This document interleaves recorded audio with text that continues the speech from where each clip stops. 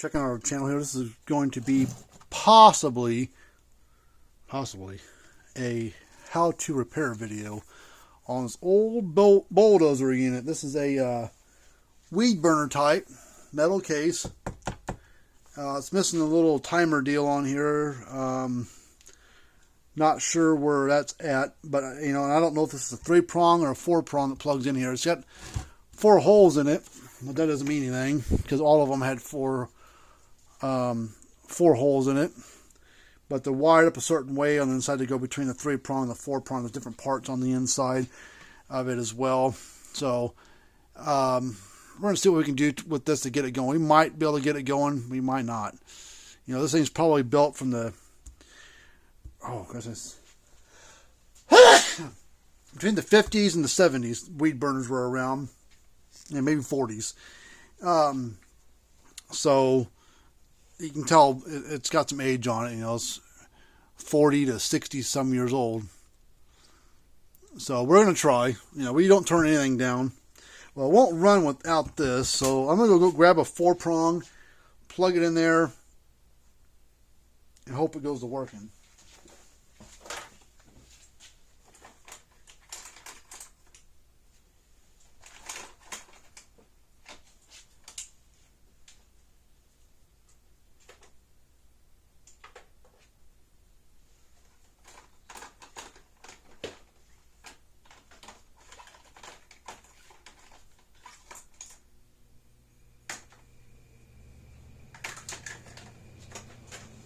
Alright, I got a couple of different 4-prongs.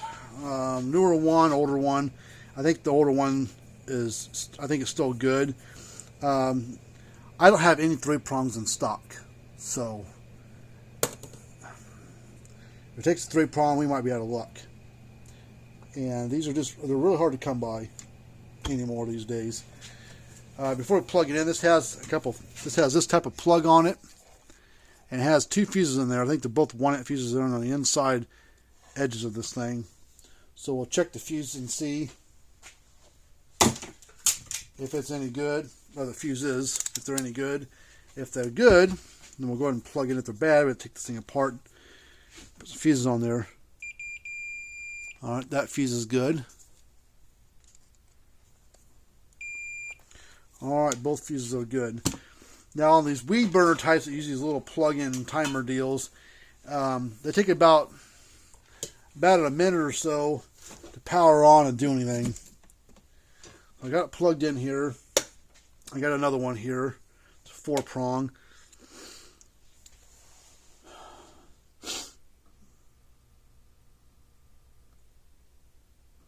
Hey, it's making noise. Alright, this has a tester button on here. So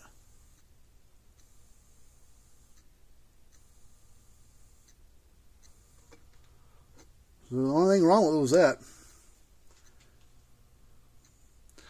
I'm going to get a marker. Let me turn it off for a second.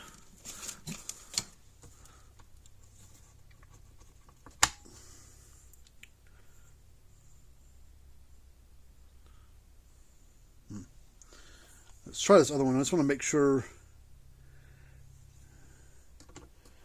See if this is any good. Plug it in, give it about 30 seconds to a minute to warm up. And you'll hear it kind of make this humming sound.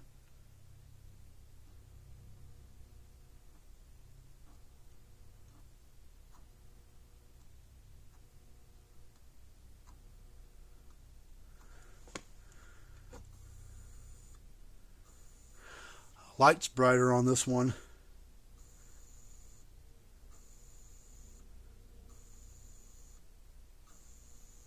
I'm probably going to put this one in there. It sounds better and that light's brighter up there. Alright, well this one's done. Let me still pulsing along here. Now we can't use electric fence tester to test a regular one that's made today for the clicking style. You can't use those on these weed burners. It's a different type of output. All the clicking types are a high voltage DC output. All the weed burner types that use these little pulsar things are a lower voltage AC output.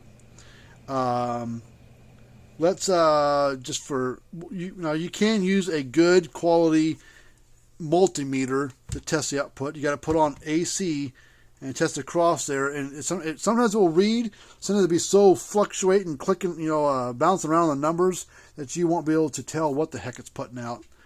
But these things usually put out between about 500 to 700 volts AC, maybe 400 to 700 volts AC. Now let's put a screwdriver here. We'll create a spark gap.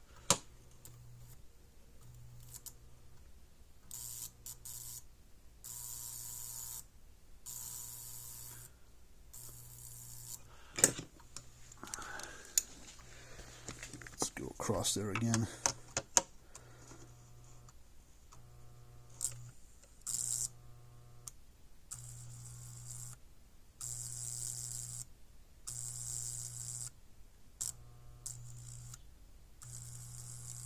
That's why they call them weed burners.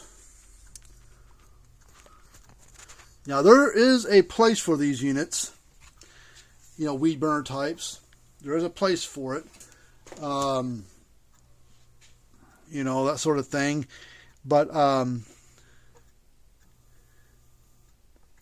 you don't want to use weed burner units on like poly rope, poly tape, that plastic braided stuff that's got the wires mixed in. Because back when these were being built and sold and everything, that poly rope stuff wasn't a thing, and it gets kind of hot, and you can melt that stuff off there. So don't use weed burners of any kind or continuous current units of any kind on the poly rope, poly braid, poly tape, or the chicken netting fence, poultry net, where they call that stuff. Don't use these weed burners on that. You're just asking for trouble. I can't run big, huge areas as well. The further out it goes, the weaker it gets. But for small areas, they work great. Now, I've talked to a guy here, I don't know when it was, back in the, we're in spring of 2022. This is probably back sometime last year. He had a weed burner type of unit that he bought the farm, and out in the barn or whatever, it was an old, not this model or this unit, but a weed burner type of some sort. And he's asking, how do you test these things? I kind of went through it with him, and he said, I think it's working fine. He said, because we've lost one squirrel and one rabbit. I said, lost them? What do you mean? He said, well, we killed a couple of them. One rabbit died and one squirrel died. So how the heck did it die? When they had it for a little while, they knew it was working, so they built a little garden of some sort, and they put up a little wire system around there to keep the critters from getting in. Well, this has it's not as stout as a low impedance one of like 4 or 5 joules and higher. It ain't that strong. It's strong enough that it's a long duration shock. Not real long, because you saw it was on and off. Because when that light comes on, that's when it's actually shocking. So it would grab you for a moment. Well, if it grabs an animal, stuns them, and they can't let go and bounce away, well, it kicks back on again. And I imagine the shock or the stress of being shocked is going to kill them, especially a small critter like a rabbit or a squirrel or something like that. And that's what happened. Was the shock? The shock itself probably didn't kill it, but stunned it enough that it couldn't get away before the second shock came along. And by the time it thought about it, it was already too late. It got shocked again. Eventually, the stress and getting tired from getting shocked, killed it. So, it's just a different breed of energizer, electric fence box. For what they're designed to do, man, they do a good job. Man, people use them around gardens, or they'll use it around maybe a small corral of some sort. And they want to, train an animal to electric fence of some sort, or maybe they got a big batch of hay or straw piled up, and they want to keep the cattle away from it, or whatever. They'll put a single strand around there, maybe 2 strands around there, fence wire, and put one of these type of weed burners on there. But you know, I wouldn't rely heavily on a unit like this, you know, for a big perimeter fence or something like that. You know, these things just don't have the power to run a great big area. I mean, they'll run an area of some sort, but they're not a great big area.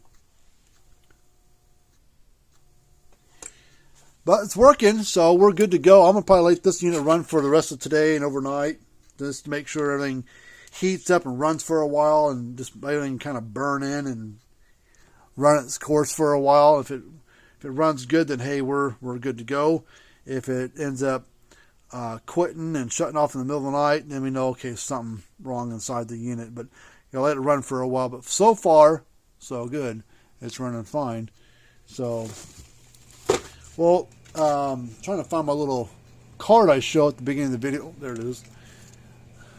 So, well, if you got a unit like this, or weed burner type of some sort, fence charger, or even newer one, we work on all brands and ages of these electric fence muscles. Now, there is some work we can do on the inside of these. If this thing had quit, we could have dug into a little deeper. I've got some capacitors and things for it. There's different types of capacitors that are used in these. There's probably 5-6 different sizes. Transformers, we've got a supplement transformer, I call it, that we can put in these things to make them work and everything. But it's going good now.